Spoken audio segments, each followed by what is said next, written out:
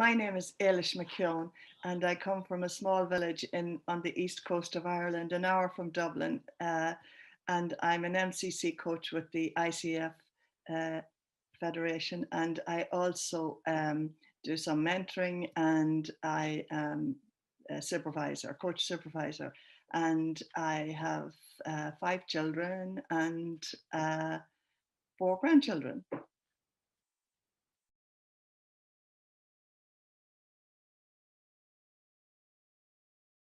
That's a really great question because it was part of my role. I have worked in the Irish Health Service, and I was working with partnership, which was management and unions.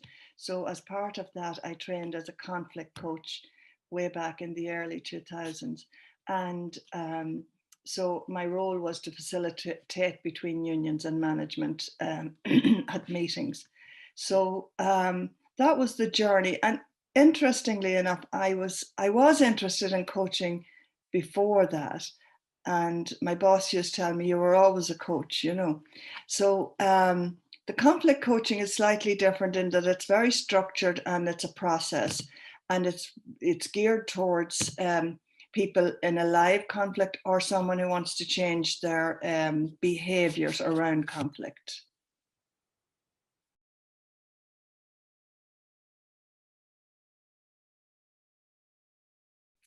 Getting the MCC credential was very significant, I have to say, because I would say it's the gold standard for all coaches in globally in the International Coaching Federation, and it's something we are all striving towards. And it's the end. It's not the end, actually. It's the beginning of something else. That's what I've discovered.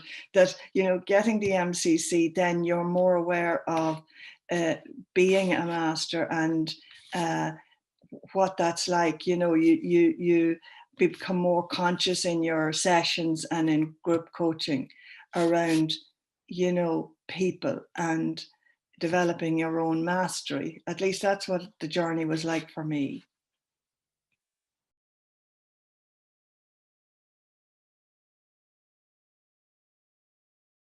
It most certainly has done that. It most certainly has done that.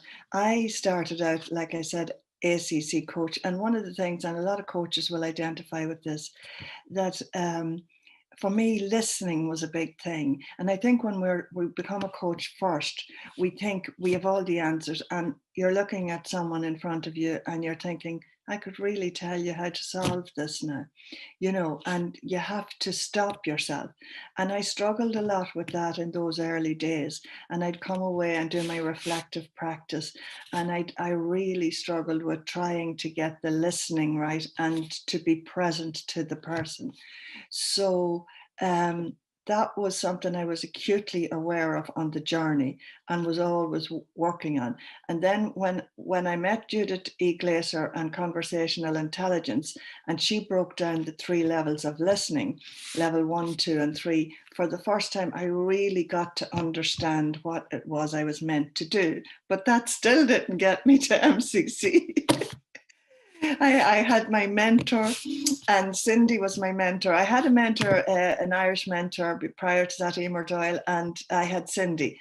And Cindy was, well, I was struggling with that still. I was really improved quite a bit, but becoming an MCC coach is, it's hard work.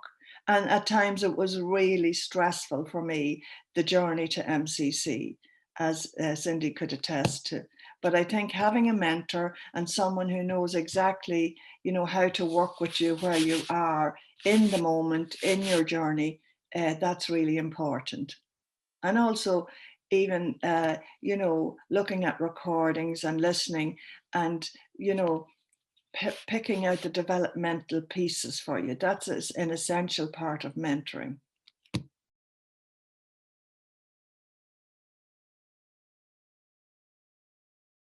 To my mind, and I've said it to many, she's an excellent mentor. And why is that? I can tell you the qualities that Cindy has as a person. she's really, really acutely able to listen to you. I saw Judith Glaser as my guru, and I could put Cindy there too, because when she's talking or you're talking, she's listening to you, and she's able to give you really, really good feedback that hits the mark. And so Cindy would tell you, like, we had those moments. Like I said, I was really struggling, and and I'll tell you what it was. It was that working with clients and making recordings and sending them, and then they weren't reaching the mark. And that was really frustrating, because, and each time I was getting, maybe Cindy might say, which really we concentrated quite a lot on competency too. Now we're talking about the existing competencies, and really working and zoning in on that, to the point where at one stage I said to Cindy, I want to tell you who I am as a person. I need you to be very direct with me and tell me what it is I'm not doing. Please tell me, because I will work on that. And from then on, everything shifted with us. And I started really concentrating on the person I was coaching, which really, that's the big shift for anyone in coaching, is, understanding it's not about you, it's about the client, it's about the person in front of you or the group. It's about hearing what they're saying. And I think that Cindy was a master of that craft, is a master of that craft.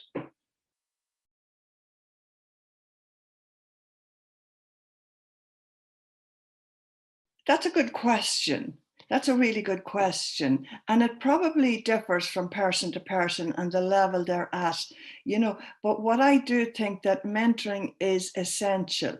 As I said earlier, it's essential.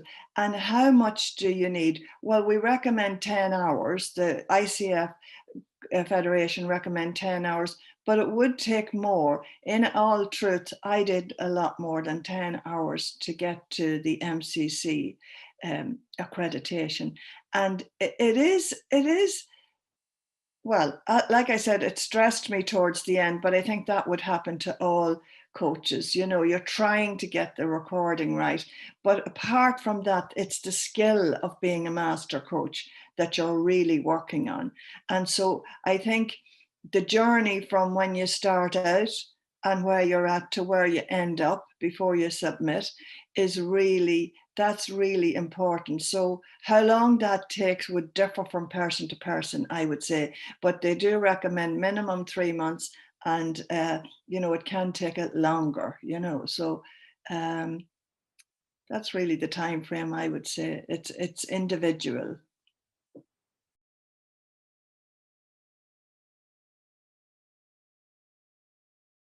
Well, I think, like I said earlier, if you start out on the journey towards coaching, and I think people start out as, they do their training 60 hours usually and 100 hours, and then they can apply for ACC.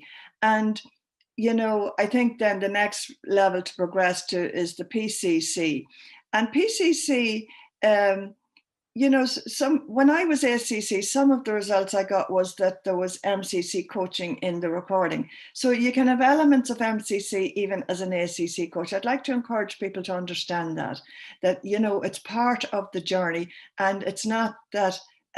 I think you can show those skills early on, but to get to the mastery, you need the practice, you need the hours. So that's really the journey from ACC to PCC to MCC. And so all coaches who sign up with the Coaching Federation will find that it's a very professional body, and people are tried and tested and have worked hard to get to whichever level they're at, whether it's ACC, PCC or MCC. That's what I would say.